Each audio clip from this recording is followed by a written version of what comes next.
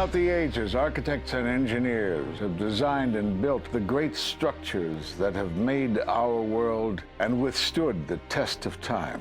Hi, I'm Ed Asner. Welcome to Architects and Engineers. Let's look now at modern steel frame buildings. This is the Empire State Building, a marvel of modern architecture. It was built to last.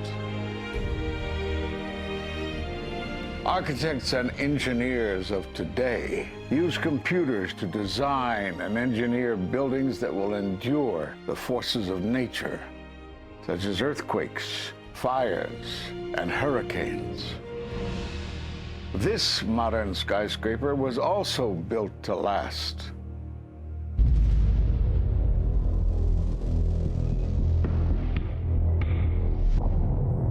We've seen buildings completely destroyed like this before, but only when done intentionally.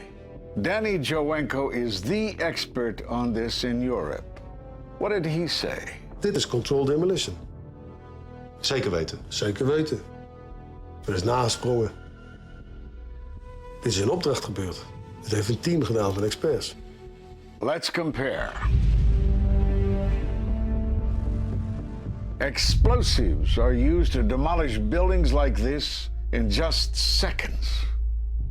Okay, so it's a controlled demolition. What's the problem with that? Well, it happened on the afternoon of 9/11 at the World Trade Center. Let's just think about this. Controlled demolitions cannot be engineered and rigged in a day. It takes months.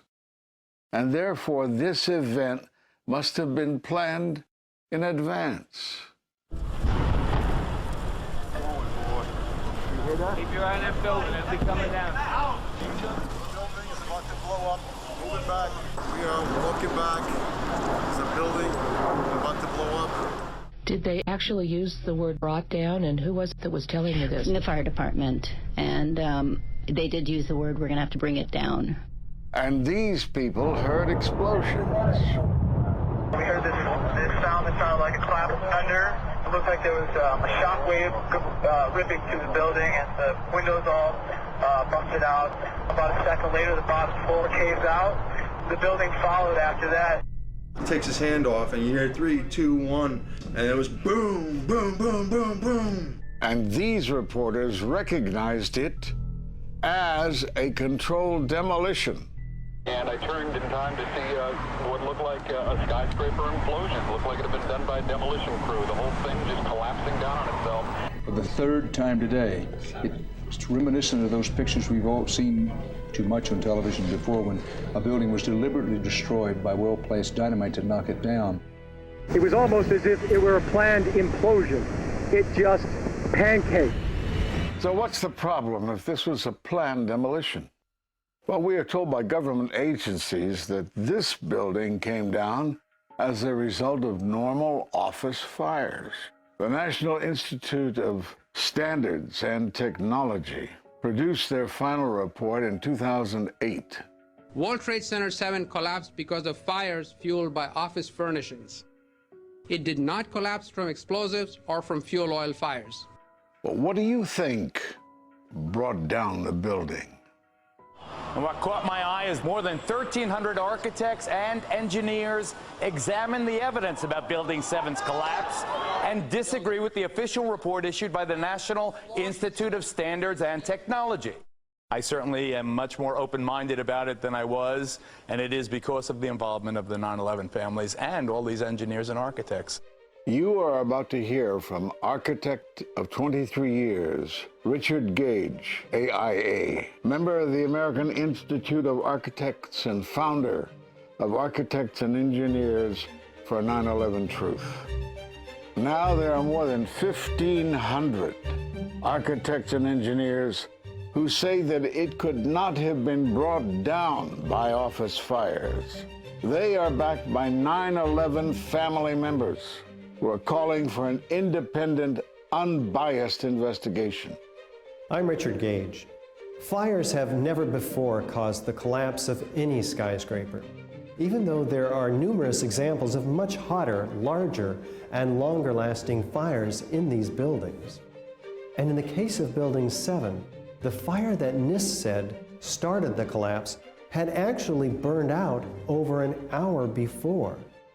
It could not have caused the collapse, as NIST claims.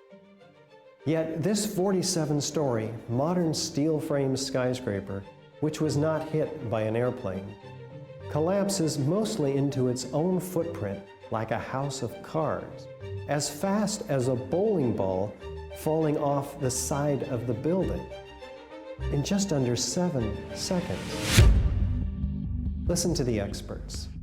Building number 7 descended in free fall for the first 100 feet, which means that there was absolutely no resistance to the descent whatsoever. NIST has admitted it went into free fall for 8 stories. And going from motionless to free fall instantly, that's a bothersome part of the puzzle because NIST never explained it.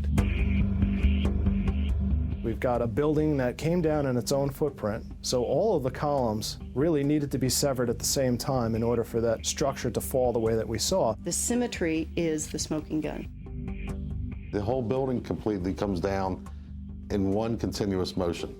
There couldn't have been any structural resistance. According to NIST, the failure occurred at column 79 on level 12. They're talking about a single columnar collapse or failure that resulted in a total collapse of the building. It is possible that you could have a local failure as a result of a connection failing. But the likelihood of that failure dragging the entire building in such a fashion that all the columns would fail at the same time is an impossibility. Impossibility? Yes. What I saw, it was a classic implosion. The center of the core, the penthouse area, starts to move first, and then the building follows along with it. I'd like to know why NIST excluded the document from FEMA in Appendix C that documented the evidence of melting steel. Why is this forensic evidence not being included in the report? In an office fire, you cannot generate enough heat to melt steel. And yet we have evidence of molten iron. R.J. Lee Company, USGS, and Dr. Stephen Jones's work, all three separately found these microspheres.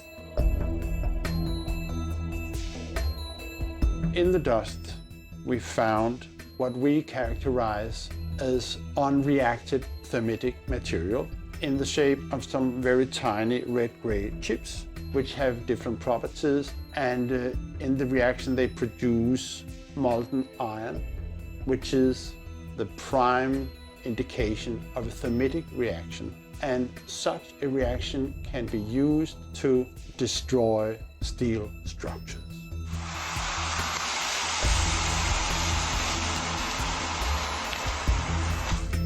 What we have found is a modern version of thermite, which we call nano-thermite. There were these iron microspheres present in all of the dust samples that needed to have been formed in extremely high temperatures. I've independently seen thermitic activity within 2 separate independent samples of World Trade Center dust. My contention, based on finding thermite residue in the dust, is that it happened before. It didn't happen after in the fires that ensued in the rubble pile afterwards. All the characteristics of the microspheres tell me that thermite was involved in melting those steel beams. So thermite, if it was present at the World Trade Center and created this molten metal that so many witnesses and photographic evidence shows, would also explain the fact that the fires could not be put out at Ground Zero. The only thing that is consistent with all of the evidence that we have that could cause such a thing is the use of thermite to cut through the steel. You'd get down below and you'd see molten steel running down the channel rails. Like you're in a foundry. Yeah. Like lava. Like it was lava. From a volcano. Well, the manual gets into thermite, and if it says if you have melted steel or concrete, which we had on 9/11. We should test for it. It's this fused element of steel, molten steel and concrete and all of these things all fused by the heat into one single element. We're asking for an investigation that follows national standards. There's no excuse to not test for this. If terrorists used explosives in '93, why didn't we test for them? If all these witnesses heard explosions, why aren't we testing for them? NIST concedes that they found no evidence for explosives. So then we asked them, well, did you look? And they said, no, we did not look for explosives or residues of explosives. So the preconceived notion of NIST is that there's no evidence for explosives, and so there's no point in looking. That is the most unscientific thing that you can possibly think of, not to look because you don't expect to find evidence, and in fact the evidence is overwhelming. They state these conclusions for which there's virtually no evidence, and then they ignore conclusions that can be drawn from the evidence. The Freedom of Information Act request to NIST was denied with the claim that releasing this data might jeopardize public safety. How could it possibly jeopardize public safety?